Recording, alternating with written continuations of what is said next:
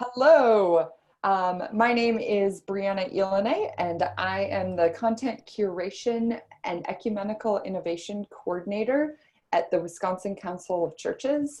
And I am delighted to welcome you all to our first innovation webinar, where we're going to be talking about Ecumenical Youth Ministry. And so we're going to hear a presentation for the first part, probably half hour, 45 minutes, to hear all about what is happening in Port Washington and Saukville. And then after that, there will be a time for question and answers, and for anyone who's here on the live broadcast. And so if you have a question that pops up while someone is talking, I invite you to use the chat function that is on the bottom of your screen. Go ahead and type in there what questions you have. And just to do a little bit of a practice, I invite you to go ahead and introduce yourself. You don't get access to video or sound, but you can have access to chat. And so tell us who you are and where you're listening from, just so we can kind of know who's out there and who's listening to us. And so with that, I am going to hand it on over to Kelly and the crew. We've got Kelly, Reverend Kelly Neiman Anderson, Dan Benning, Ray Shoup, and Chloe Paul, who are going to be joining us and who are going to be telling us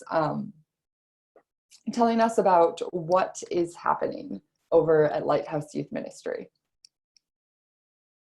Hi, everybody. I'm Kelly. I am super excited to be on this webinar because I will talk to anyone who will listen about Lighthouse Youth Ministry and how freaking amazing it is, because it has been a huge experience with the Holy Spirit over the last 2 years here in Port Washington and Saukville. If you're new to Wisconsin like me, you might want to quick Google where we're located. We're north of Milwaukee and south of Sheboygan in Wisconsin. And we'll talk a little bit more about our context later on as we talk through this.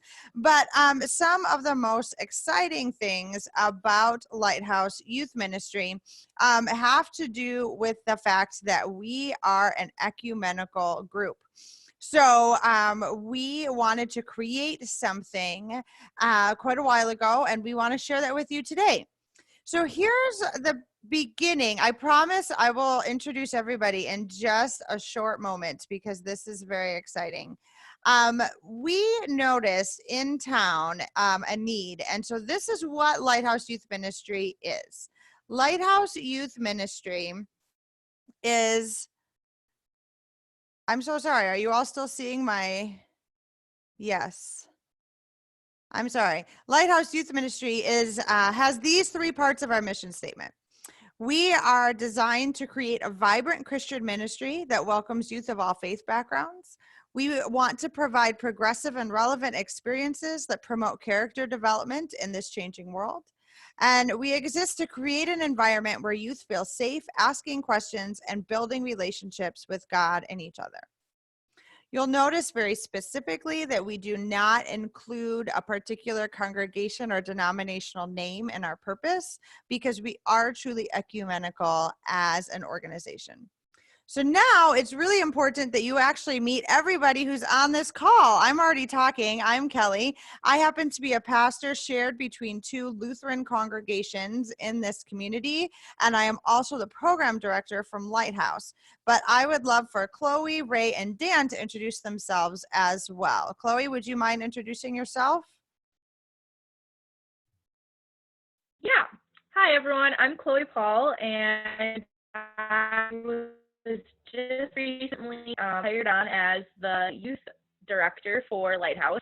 I think I interviewed sometime summer, and then eventually they asked me to be a part of this ministry, and I started in August, which was really fun, and I'm really happy that I get to work with Kelly. She's my only, she's like my one coworker, so it's kind of cool to work with her and learn from her. She teaches me a lot about how to do this because I don't have a lot of experience with youth leadership or anything like that. So I just fell in love with the ministry, and I thought it was a really important thing that needed to be in this area. And coming from someone that I actually grew up in one of the congregations that Kelly is the pastor for, and I was one of those youth that didn't have a youth program, that didn't have anything like that for me to go to, or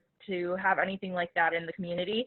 So to see this happening in Port Washington and Saukville is huge, because I know what it was like being a youth and not having resources like this for me. And so I'm really excited to see that come to this area, and I think it's going to be amazing, and I think the kids are going to really love it a lot. Awesome. Okay, Ray, go ahead. Hi, my name is Ray Shoup. I am the moderator of the church council at First Congregational Church in Port Washington. I'm also the board president for Lighthouse. And I got involved primarily because, well, first of all, I don't have any children in the program or anybody coming up close. I've got a 7-year-old grandchild. It's going to be a few years before they get there. But I saw a need for this, and I saw this group forming, and through our minister at church asked me if I'd get involved, and I said I'd be glad to do that, and I'm thrilled that I did. Awesome. Dan, do you want to tell us who you are? Yeah, so my name is Dan Benning. I'm affiliated with Grand Avenue United Methodist Church in Port Washington, and I've had a variety of opportunities through the years with youth leadership in various roles.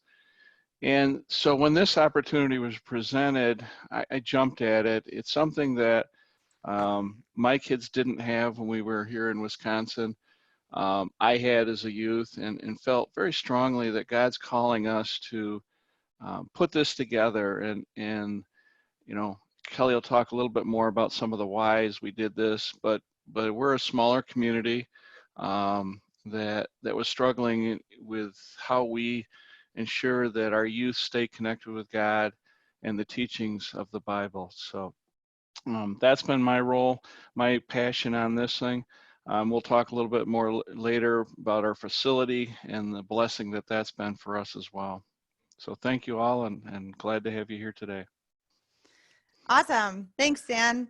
I hope that you're all hearing some really common themes. And one of them is that there's a lot of people involved in Lighthouse. We represent a broad variety of denominations, congregations, towns, lived experiences in our churches, generations, and all the folks that are currently on the call are not parenting kids, actively currently parenting kids that are part of Lighthouse, but we still feel that this is where God's calling us to serve at this time. So I hope that you continue to hear some of those themes as we talk about our ministry. So it's always interesting when folks say, what do you mean by ecumenical? Well, I'll tell you that for us particularly, what this means is it means 5 churches, 4 pastors, 3 denominations, 2 towns, 1 school district.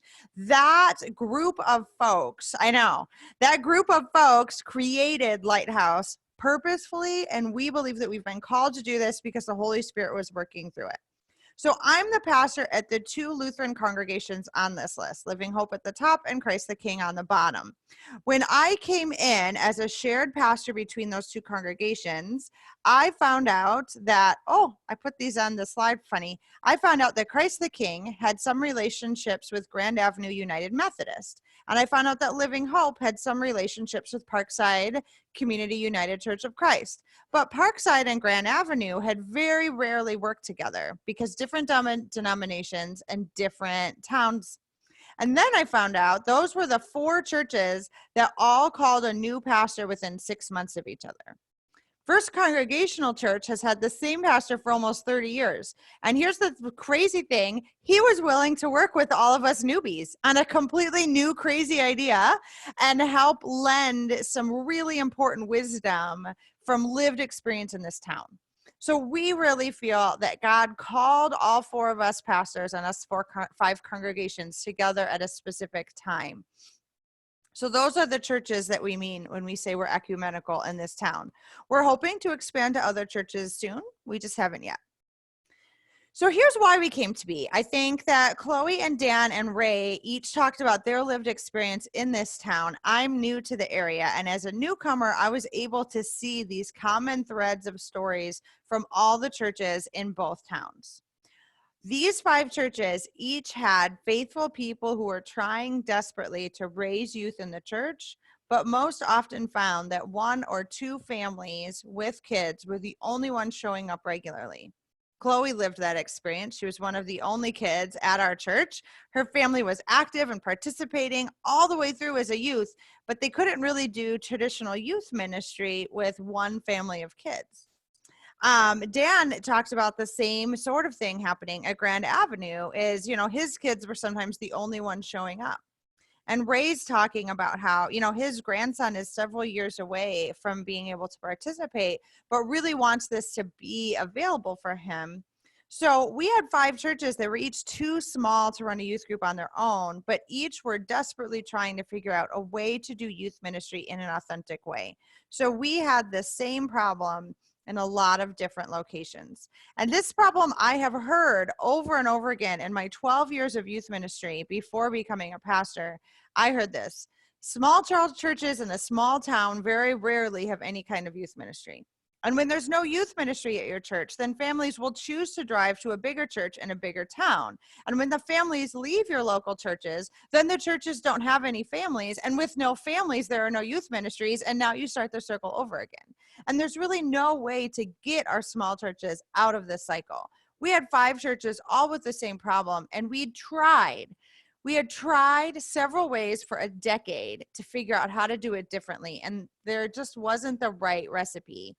We feel that we had a combination of a new, innovative 21st century idea, and we feel that the Holy Spirit inspired several folks, pastors and lay people in these congregations, and that innovation plus spiritual foundation is what made this really happen.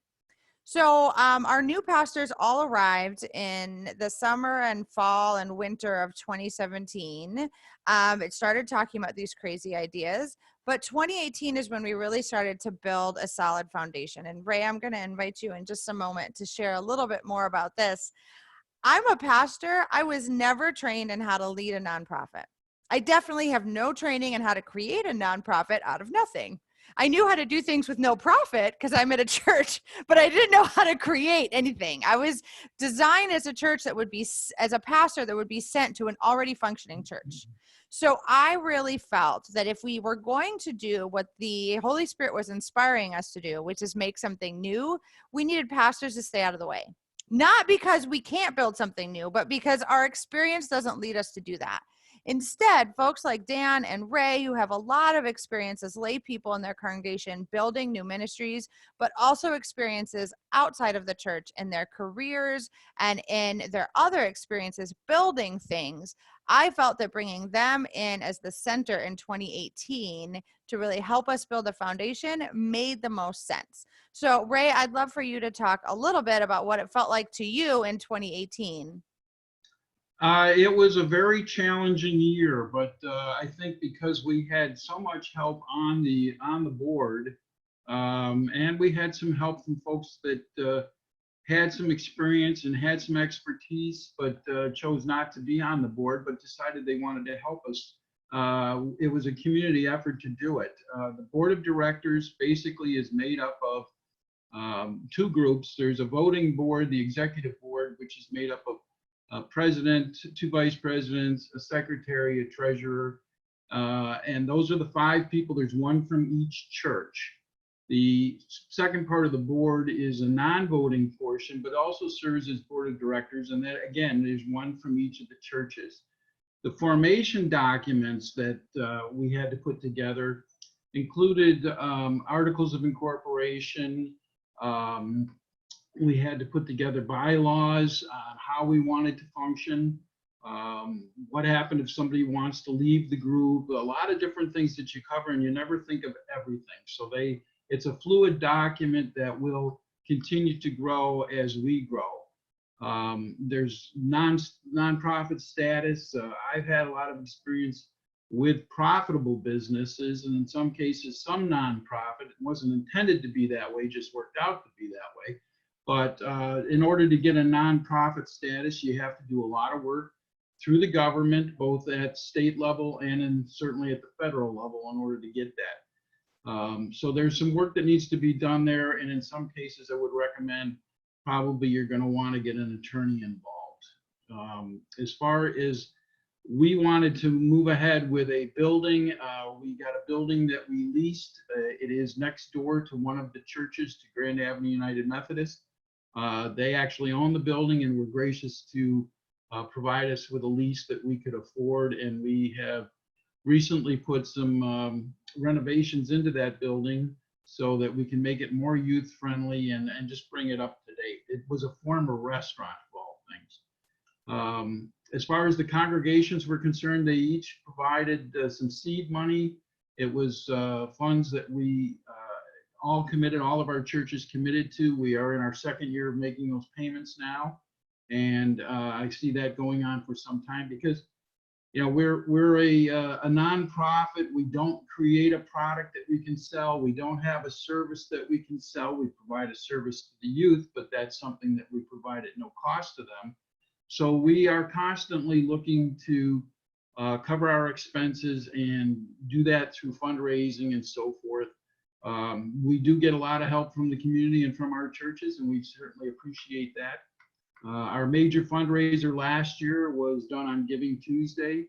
Thrivent Financial Services assisted us in that, and it was huge for us. It was really the boost up that we needed from a financial standpoint to be able to do a lot of the things that we've been doing. So I guess maybe I covered it. Dan, I don't know if you want to add anything as far as that's concerned. Not at this point, Ray. We'll cover more on the facility a couple slides down. Thank you so much, Ray. I hope that you heard a few key themes. The board of directors has equal representation from each of the 5 congregations. Each of the 5 congregations gave an equal amount of seed money. And then a couple of important things that Brianna pointed out to me. We very specifically are working on being a neutral and independent nonprofit. So our nonprofit status means that while we are supported by 5 congregations, this youth ministry is separate from the congregations. It's very similar to the way a lot of communities might run a food pantry or a clothing closet. Everyone supports that ministry, but it doesn't belong to one church. Our independent nonprofit status helps that to happen. And even though we are leasing a building from one church, because we're not in the basement of a particular congregation, no one of the 5 congregations has an unequal representation in the building. So what this means is that we really are truly ecumenical in our purpose, and we wanted to live that out as we did this. I mentioned that I was asking for help and looking for data. There was a group of 4 Lutheran churches in a neighboring community that had tried to share a youth ministry several years ago. And from their perspective, it had failed because it only lasted for a few years. From my perspective, they had completely succeeded in 2 years of shared youth ministry, which I thought was fantastic amounts of data that we needed to research. And one of the things that they found out was that building an equal foundation before moving on to doing anything else was crucial.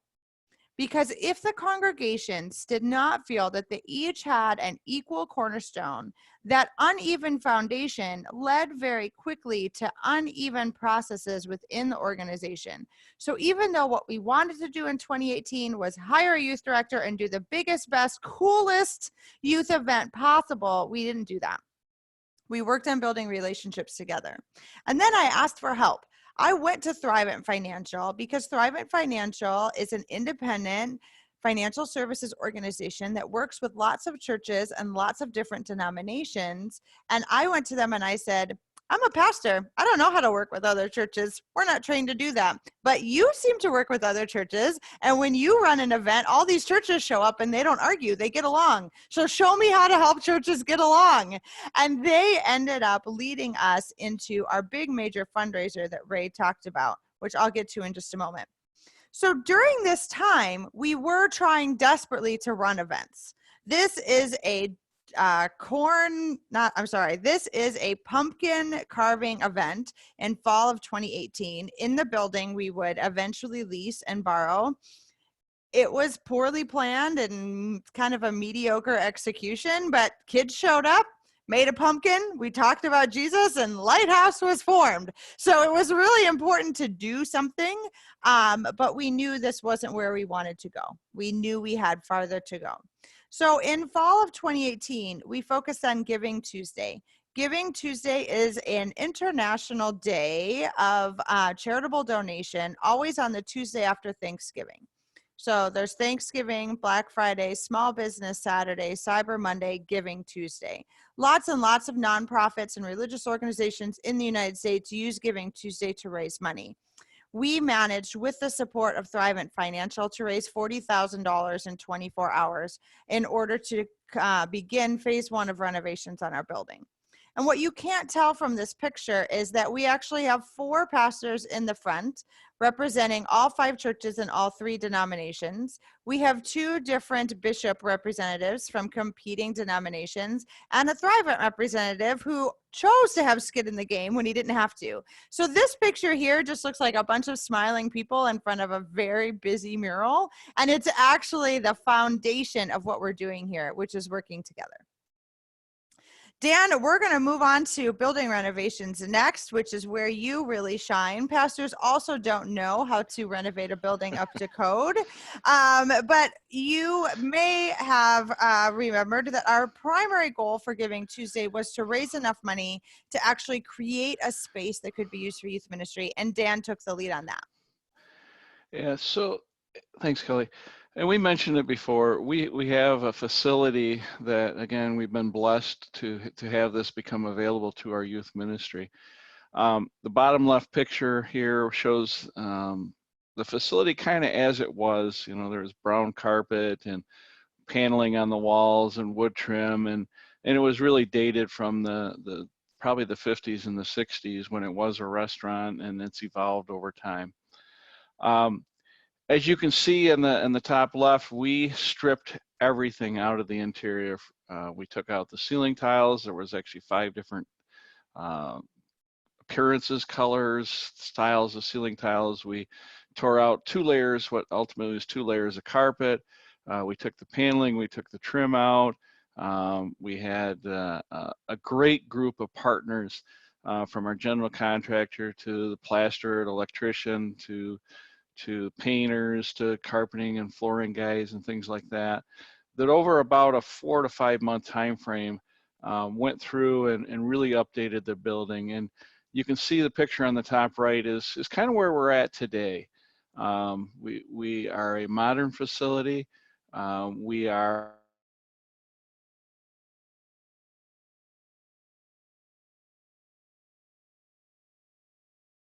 Uh-oh, I think we lost Dan. So I may have you pick up, Kelly, and That's okay. Dan, are you still there? It blipped on me, so. Okay, there we come on go. back. Yeah. So I don't know where I cut out, but you can see on the top right, we've got the new facility ready to turn over and to have youth in there. And again, we're just excited to, from my perspective, to give Chloe and Kelly a facility that they can do those things that Kelly mentioned before, is to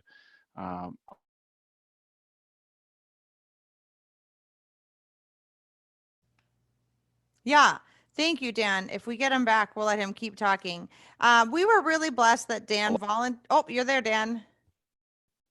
I'm back again. Sorry about that. I'm not sure what's going on here. That's okay. So again, not sure where I left cut off, but the facility has been turned over. And the neat part of this is we're about 3 blocks away from the high school, probably about 8 or 10 blocks away from the middle school. So one of our key things, in addition to the traditional youth group, is kids walking after school and dropping in. We're looking at starting that kind of activity later this year, now that the building is completed. And actually we're talking to, and I won't say partnering yet, but talking to our library, which also has a vibrant teen youth program after school on Tuesdays and Thursdays. So they have a big Halloween activity tomorrow afternoon that I'm going to stop in and see how they're doing and see if we can connect with them. So thanks. Awesome. Back to you, Kelly.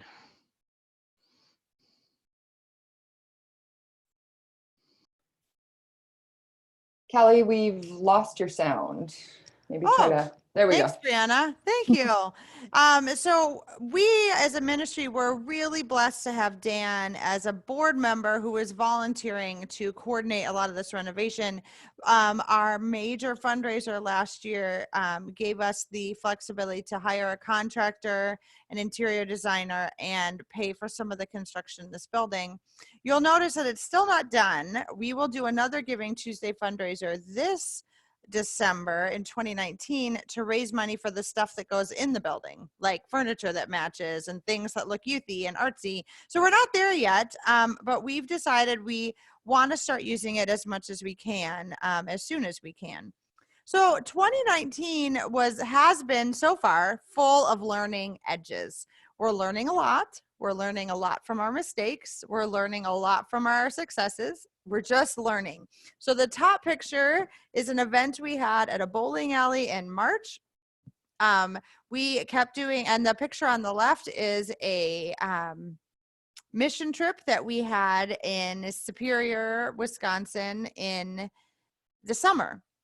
During 2019, because our building was not really usable and then under construction for a long time, we had to get really creative about having events off-site in order to make sure that we continue to have events for the youth, and we needed to do that. So Chloe, in just a couple minutes, I'm going to ask you to share a little bit about what it felt like to come on board as a staff member, because Chloe was our first big hire, which was important. So 2019 has been full of learning edges. Coordinating with congregations has been a challenge.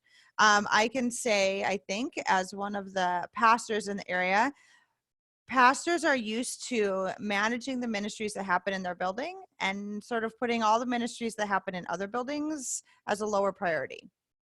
Thinking of Lighthouse Youth Ministry, which happens in a different building, as your church's youth ministry, and therefore giving it all the attention that a youth event in your own building would have, has been a learning edge for all 5 congregations. We're trying to figure out how to do this and what this means. It's been a learning edge for all 4 pastors to consider, what does this mean about our own church's tradition of confirmation or Sunday school or vacation Bible school or mission trips or other programs that we've had as a tradition in our own congregation? We're still working that out, right? This is something we're learning. We're learning how to communicate with parents, because we have folks that are participating in Lighthouse that may or may not participate in their own congregation. And so how do we make sure that all of these folks are getting information? And then how do we connect to youth? Dan mentioned that we're really hoping that our actual physical location will get youth in literally off the street walking after school to join us. But we've got a lot of youth that are only a little bit connected to one of the 5 congregations because their families are used to the fact that their church offers nothing for them. So telling them that now we're offering 2 or 3 things a month, but it's happening in a different building, has been a learning edge. And then we were able to start hiring staff, and we hired Chloe. Chloe, go ahead and share whatever you want to share about coming on to Lighthouse.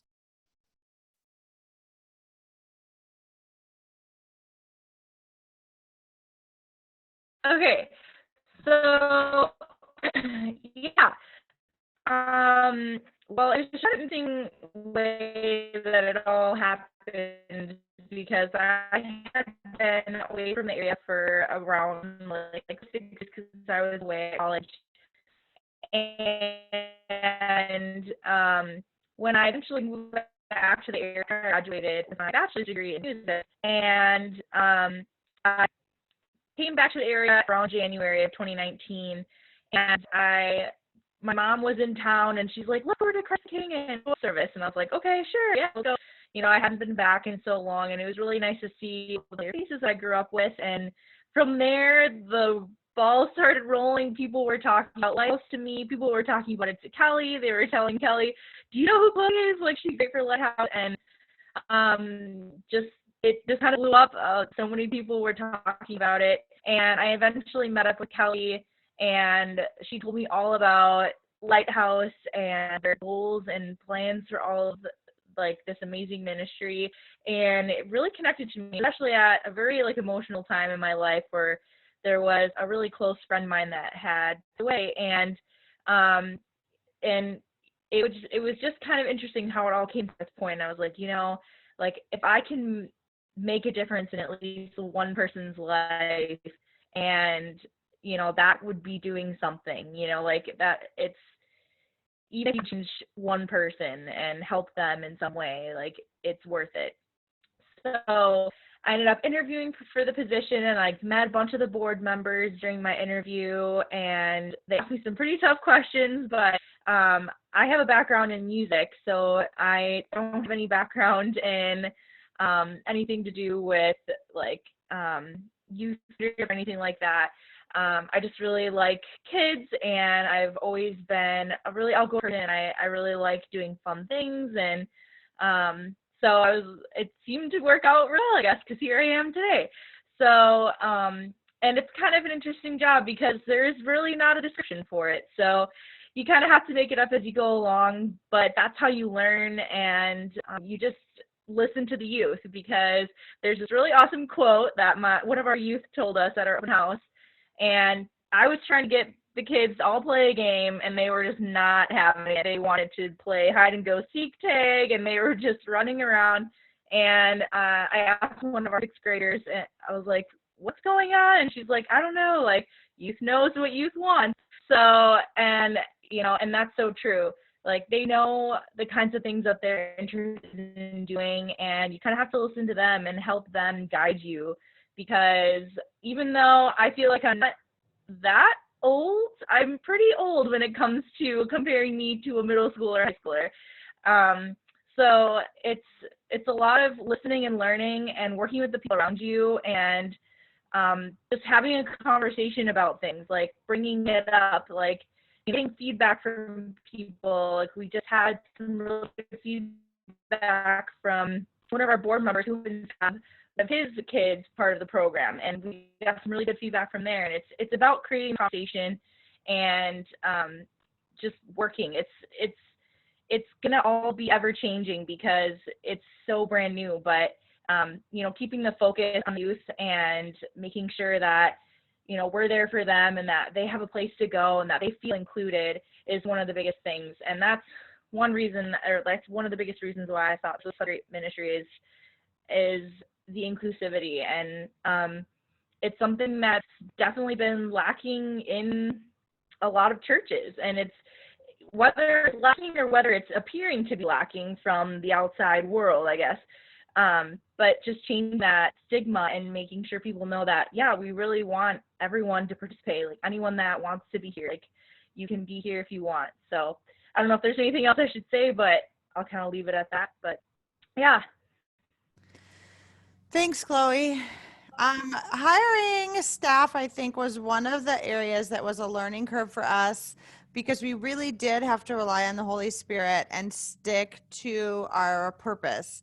Chloe was not the first person who interviewed for the job, but she was the first person who was offered the job. So throughout the entire process, I am really proud of the fact that the board followed God's leading in this. One of the things we had learned from that other group of 4 Lutheran churches that had tried to create a shared youth ministry is there was a lot of pressure from the churches involved to hire someone, anyone, a live human being as soon as possible, because the youth were not getting any younger. And what Lighthouse decided to do instead was to rely on our volunteers to provide the best options we could until we felt that God had sent us the right staff. So Ray and Dan, I know I'm putting you on the spot, but is there anything you'd like to share about the staff hiring process, because it was longer than we had planned? Well, I think from our standpoint, we selected a committee of folks that were our HR committee, rather than try and get one person interviewed by 12 different or 13 or 14 different people at one time. we kind of went more with a little bit of a business model and created an HR committee that did the initial interviewing and then made recommendations to the board. And then the board was able to host an interview session also. So I think it gave the interviewee a chance to get some indication of what we were all about in a smaller sense with the HR committee, and then gave the board an opportunity to not have to go through, you know, a whole lot of interviews, but basically just to kind of do a final interview. And I think that worked out real well for us. So Dan, I don't know if you want to add anything. Yeah, and I think that we spent a lot of time working on the job description up front, and then which led into the interviewing that Ray talked about. And quite honestly, we interviewed a few folks some time ago to the original job description, and as we were going through that process, we learned and we revised the job description based on those learnings. And as Chloe mentioned, yeah, we had a fairly rigorous interview process because we really wanted to get the right person, or in this case, we actually ended up going from one person to two people because it just made a whole lot of sense. And God has just an unbelievable way of putting these things on us. Sometimes we don't even know until after the fact. But I think it's key that we do this right. That's been the philosophy of the team all along. We haven't been willing to compromise. And so the hiring process was extended because of that. And I think we've come up with a winning solution going forwards from here. Back to you, Kelly. Thanks, Dan. Thanks, Ray. Yeah, so some folks really ask, like, what does it mean that I'm the program director? And I'm happy to answer that question later if that really matters. But part of what ended up making the most sense is to have Chloe and I work together and share our skills and our experiences and our connections in a way that together we had what the board was looking for. And we were willing to work together to be able to fill some of the needs. And so I'm really grateful that the board was creative, but also that they were changing things, learning from things. I'm grateful that they were open to the Holy Spirit having a new idea. So it's just pretty exciting. So now we're getting ready for 2020, and our goal for 2020 is to start to really plan for stability. This took us a couple of years to build. The idea came up in 2017. By 2020, I think the goal is that we have processes, systems, policies in place. Ray is making sure that we actually make policies that we can follow so that if something comes up a second time, we know what to do. And so we're really starting to plan for what our stability will look like going forward. I personally am okay with the fact that Lighthouse might look really different in 2021 or 2022 than we first imagined it in 2017. And that's because as we follow the Holy Spirit, sometimes the path is winding a little bit. And I think that's okay. Happy to share more about that in the conversation if you are interested in that. But I wanted to make sure that we also had time to talk about a couple of other crucial points. One of them is that we have learned so far that there are some really crucial conversations you need to have if you're considering doing something similar. The first one is a firm purpose. We actually spent several months with a paid outside consultant to work on creating a purpose statement that we all felt strongly about. Most churches, in my experience, would have said, you're wasting a lot of time in meetings with other adults when you're supposed to be doing youth ministry.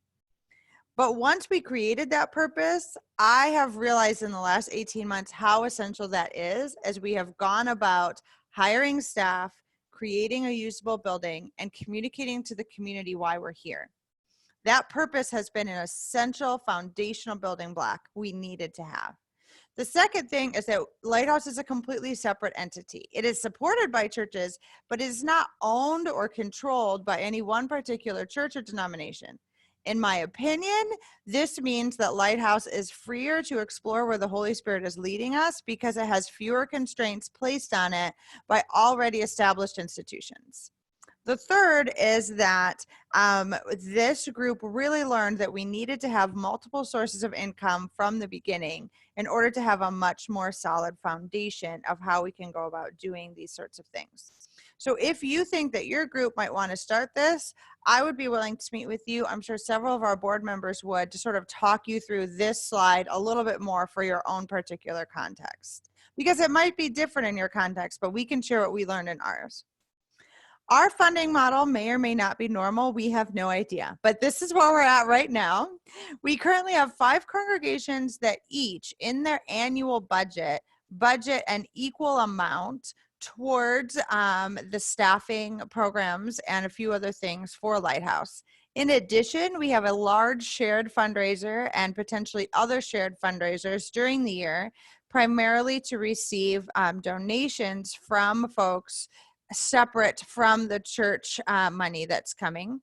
And our third source of funding is grants. We write grants to our denominations, to outside organizations to fund very particular items. And we're looking at continuing to pursue relationships with additional congregations and with additional community partners in order to expand our ministry. Again, if you are looking at this for your congregation, I'm sure some of our board members would be happy to address your context with our learnings. So, keys to success. Here's the thing in nonprofit ministry in general, but religious programming specifically, God's keys to success very rarely fit on a PowerPoint. So it is sometimes hard for us to tell you what exactly was that specific key that made it work this time. I would say that our specific key was that the Holy Spirit worked in the right people at the right time in the right place to make it happen. But that's a great sermon and a lousy PowerPoint. So I am happy to share more of that. But this is sort of what I came up with when or where this is possible. So the first one, I'm sorry, I'm going to get out of this a smidge so I can see my notes while we're talking. Hopefully you can still see a little bit. I think that this is in general possible where there's a need, where there's not already an established youth program in the community which would be in competition with you. All 5 of our congregations realized that there was not currently a youth ministry in town that fit with our values, our doctrine, and also with the family members that were currently participating. In other words, if there was a really great ministry down the street that we could send kids to, that might have been a better model. We couldn't find one. In fact, we had tried several versions of that. So all of our congregations identified a need. Secondly, there's a commitment.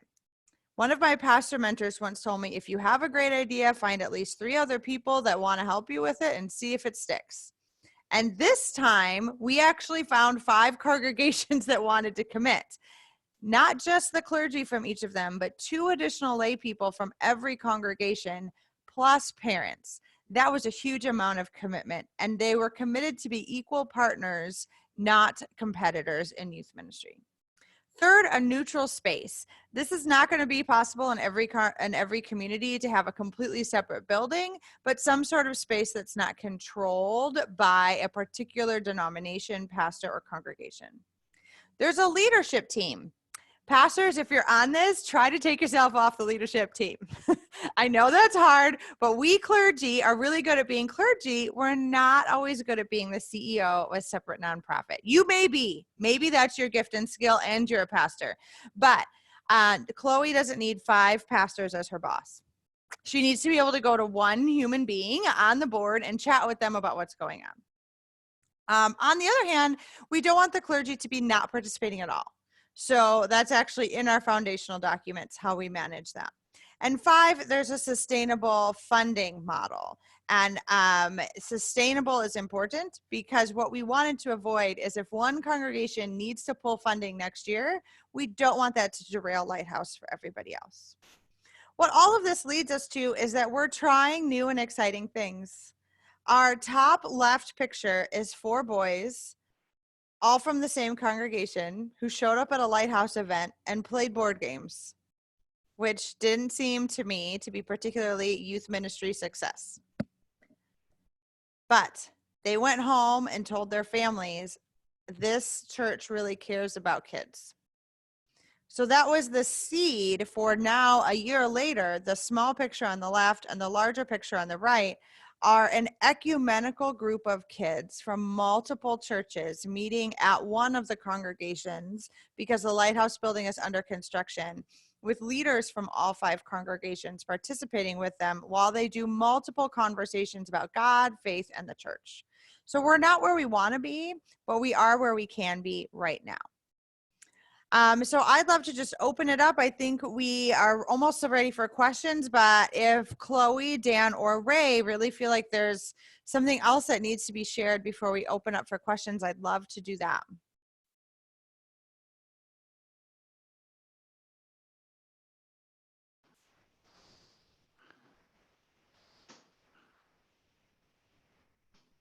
And Kelly, I don't have anything else to add at this point, other than, you know, this team that we talked about, which is, you know, 10 lay people from the 5 churches.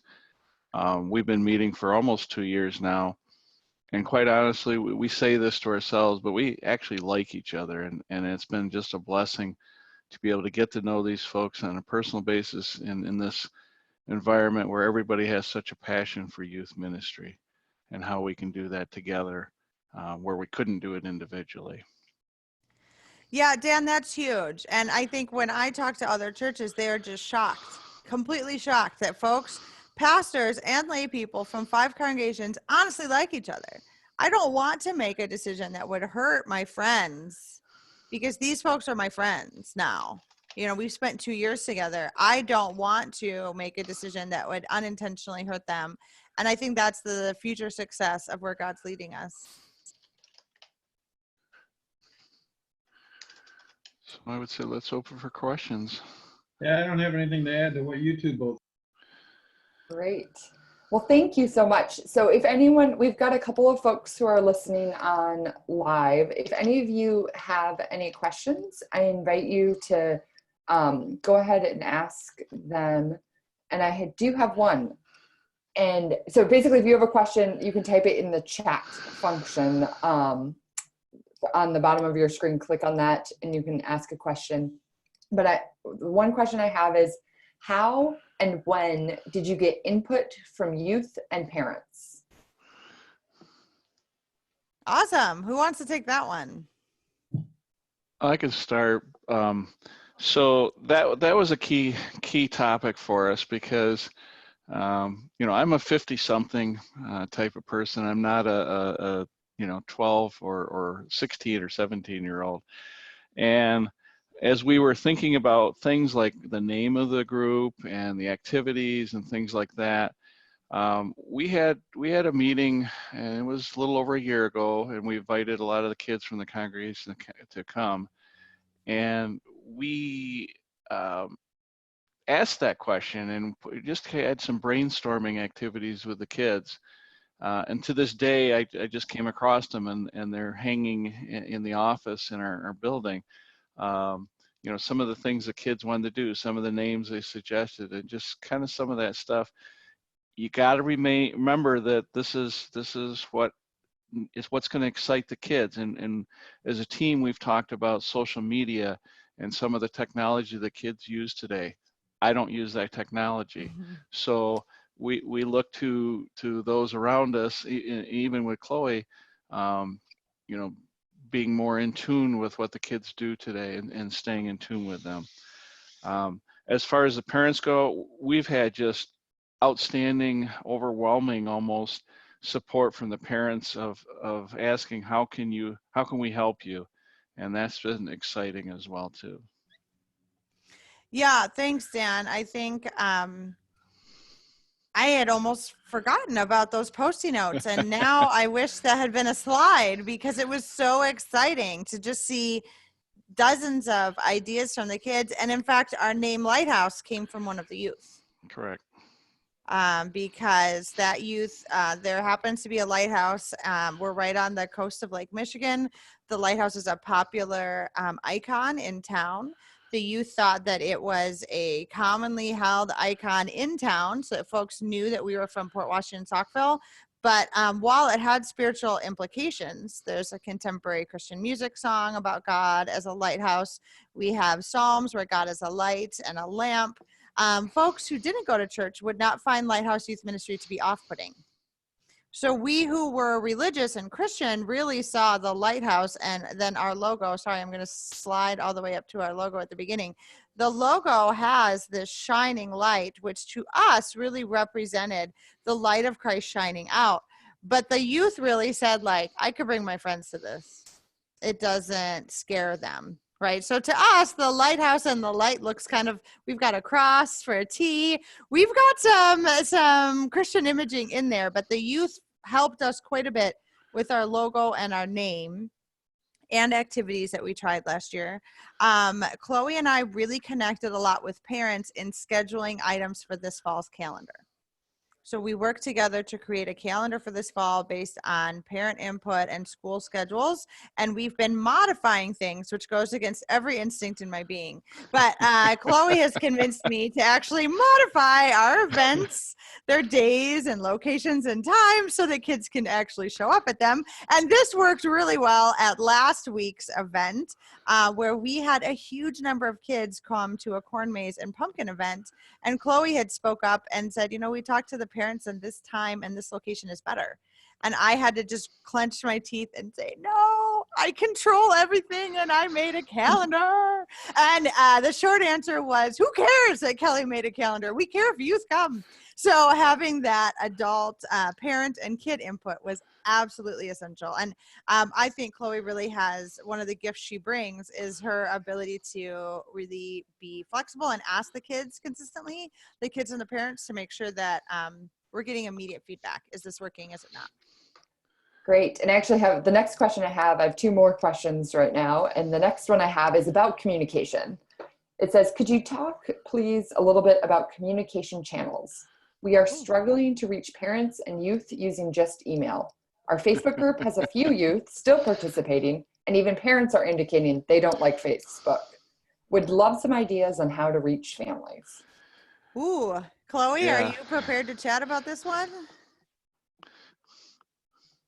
Yeah, I can say about this. Hopefully, like, you can jump into if you feel like there's things to add. But so this is an ongoing struggle, I think, for a lot of people, because no matter if you think you found like communication, if you think you found the right communication and you think you got it perfect, chances are it's not perfect for everyone. So it's really hard to please everyone, I guess. What we've been doing a lot is Kelly has been emailing when we first got when we first did our open house, we did get like a lot of information from the parents. We had them all fill out like forms and things like that. So we did get a lot of information that way. Other ways we've been doing it, and we actually had a meeting with all of the administrators for the churches, and we talked to them about like how should we get like the information to you. So that's getting it to the churches. We figured out a plan on what kind of like marketing materials they need to insert into their bulletins or to put up a poster. What time of the month do they need those materials so that they can properly display them or properly have them in their newsletter. So that was something that was, I think, a really good thing for us, because it's definitely been a struggle for us. A lot of feedback from parents and things that, you know, like if the parents don't know what's going on, if they heard about the event or they don't know what's going on, then the kids aren't going to show up, because the parents are, you know, essentially in charge of where their kids are going to go. And if the parents don't know what's going on, they won't. Chloe, we're struggling to hear you. I'm sorry. I'm going to take it from here. Some things that we've heard, and it's been a like for us. So we've done the emailing. We've also done the marketing skills. I use